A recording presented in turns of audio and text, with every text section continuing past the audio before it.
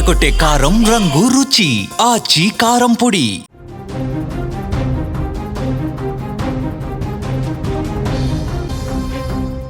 ప్రియుడితో కలిసి భర్తను మర్డర్ చేసింది ఓ మహిళ.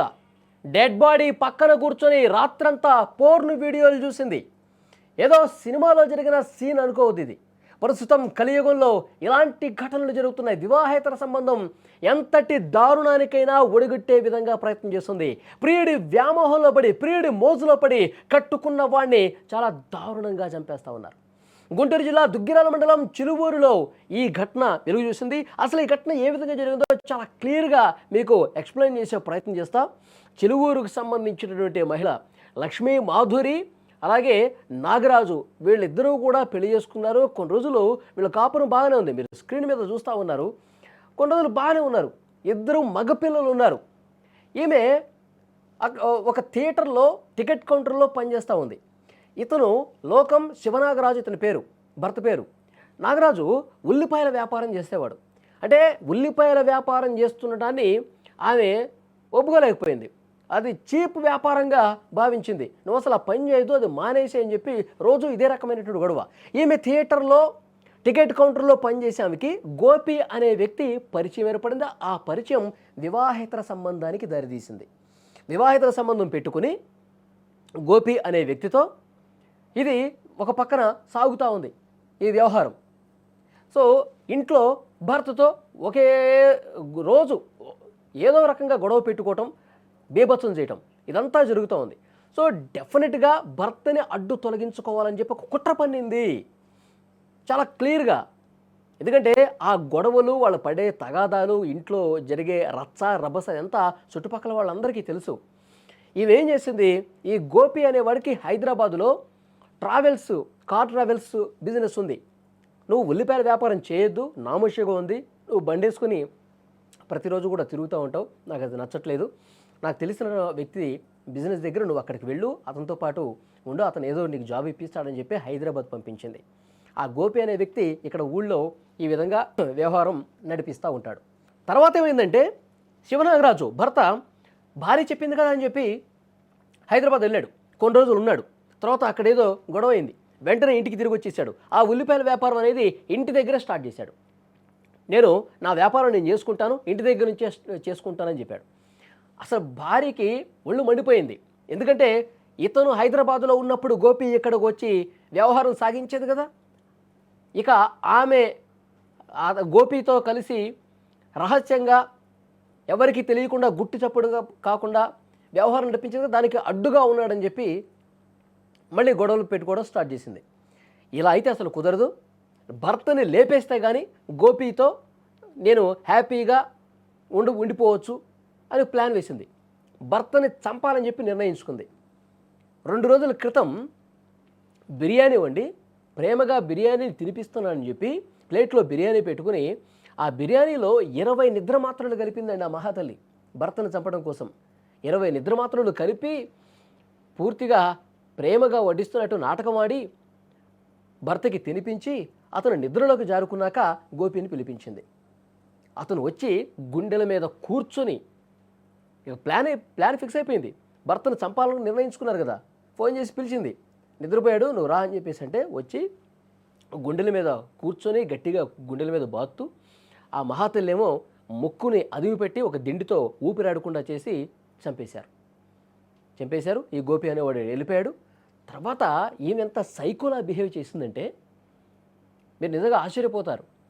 భర్తని చంపేసి భర్త శవాన్ని ఇంట్లో పెట్టుకుని తాపీగా రాత్రి 10 గంటల నుంచి తెల్లవారుజామున 4 గంటల వరకు ఫోన్లో పోర్న్ వీడియోలు చూసిందండి. అశ్లీల వీడియోలు, పోర్న్ వీడియోలు చూసింది 4 గంటల వరకు. ఇది పోలీసులు చెప్పింది, నేను చెప్తున్నా. 4 గంటల వరకు చూసి తెల్లవారుతుంది అనుకున్నటువంటి టైంలో ఇక ఏడవటం స్టార్ట్ చేసింది. గుండెలు బాదుకుంటూ ఇక డ్రామా మొత్తం మహానటిని మించిపోయే విధంగా ఏడుస్తోంది, పెడబొబ్బలు పెడుతోంది. ఏమైంది నీకని చెప్పి గుండెలు బాదుకుంటూ రోధిస్తూ అటుపక్కన వాళ్ళని ఇటుపక్కన వాళ్ళని నిద్రలేపే ప్రయత్నం చేసింది. వాడు బయటకు వచ్చిన తర్వాత గుండెపోటుతో చనిపోయాడు, గుండె పట్టుకొని ఒక్కసారిగా కుప్పకూలిపోయాడు, తెల్లవారుజామున గుండెపోటు వచ్చింది మా ఆయనకి అని చెప్పి అందరినీ నమ్మించే ప్రయత్నం చేసింది. హుటాహుటిన ఆసుపత్రికి తీసుకెళ్ళిపోయారు. ఇక ఇక చనిపోయాడమ్మా అని చెప్పి నిర్ధారించుకున్న తర్వాత అంత్యక్రియలకి ఏర్పాట్లు చేస్తూ ఉన్నారు. కానీ చుట్టుపక్కల ఉన్న వాళ్ళందరికీ కూడా అప్పటికి డౌట్ ఉందండి. ఎందుకంటే ఎప్పుడు గొడవలు జరుగుతూ ఉండేవి. ఈ రహస్యంగా ఇవి సాగించే వ్యవహారం మొత్తం కూడా ఇంటి చుట్టుపక్కల కొంతమందికి తెలుసు. ఏదో ఒకటి చేసిందని చెప్పి ఒక మూల అనుమానం ఉంది. తర్వాత చనిపోయిన వ్యక్తి నాగరాజు ఫ్రెండ్స్ కొంతమంది ఇచ్చారు. వాళ్ళకి అనుమానం వచ్చింది. ఎందుకంటే ఇక్కడ గాయాలు కనిపిస్తూ ఉన్నాయి, చెవిలో నుంచి రక్తం కనిపిస్తూ ఉంది.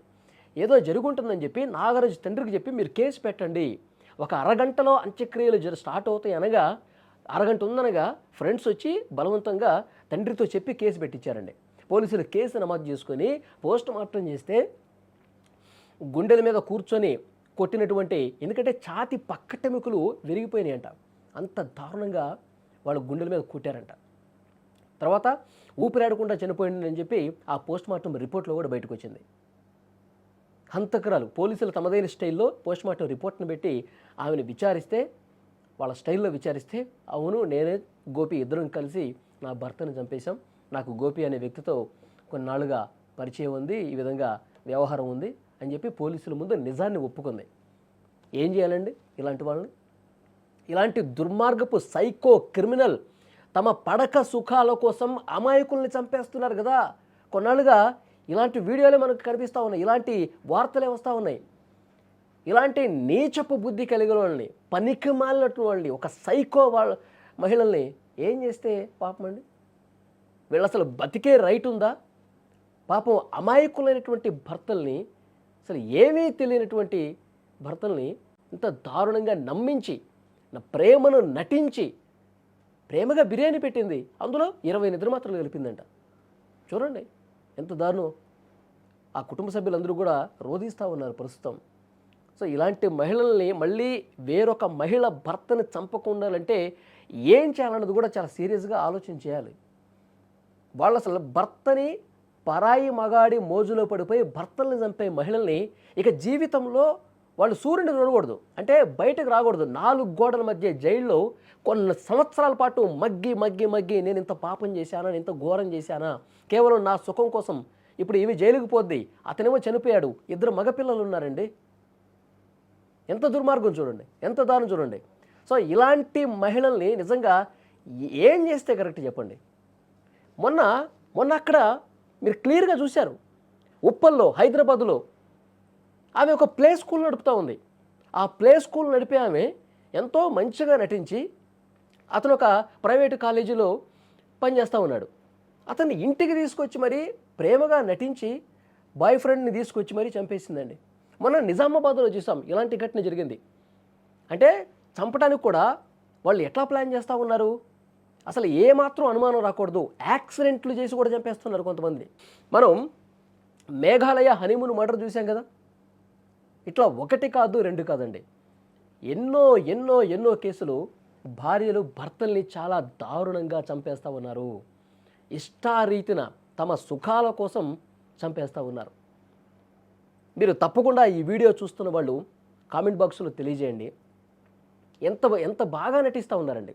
చుట్టుపక్కల వాళ్ళకి అనుమానం వచ్చింది కాబట్టి, ఇక్కడ ఈ కేసులో నాగరాజు ఫ్రెండ్స్కి అనుమానం వచ్చింది కాబట్టి నాగరాజు తండ్రికి కొంచెం బలవంత పెట్టి మాకు అనుమానాలు ఉన్నాయి నువ్వు కేసు పెట్టయ్యా అంటే, పాపం ఆ అమాయకుడు తండ్రి కూడా, చనిపోయిన అతని తండ్రి కూడా అమాయకుడు అండి, ఏమీ తెలియదు. ఆయనకు కూడా ఇంత జరిగిందా అని చెప్పి తెలియదు కదా. వీళ్ళు బలవంతంగా పోలీసుల దగ్గరికి తీసుకెళ్ళి కేసు పెడితే అప్పుడు పోలీసులు విచారిస్తే ఈ మహానటి భాగవతం బయటకు వచ్చింది కదా, లేకపోతే బయటపడేదా? ఎంచక్క హ్యాపీగా ప్రియుడు గోపితో కలిసి చట్టాపట్టాలు వేసుకొని తిరిగేది కదా. నా జీవితం ఏమైపోయినా పర్లేదు, పిల్లల జీవితాలు ఏమైపోయినా పర్లేదు, నాకు నా సుఖమే ముఖ్యం, నేను వాడితోనే ఉంటాను. ఇదా మహిళలు? ఎంత దుర్మార్గంగా కొంతమంది మహిళలు సైకోల్లా బిహేవ్ చేస్తున్నారండి. ఇంకొక కేసులో కూడా మొన్న మధ్య జరిగింది, ఇన్సూరెన్స్ డబ్బులు వస్తాయని ఒకవైపు ప్రియుడు మోజులో ఉండి వాళ్ళ రంకు కొనసాగిస్తూ ఉన్నారు.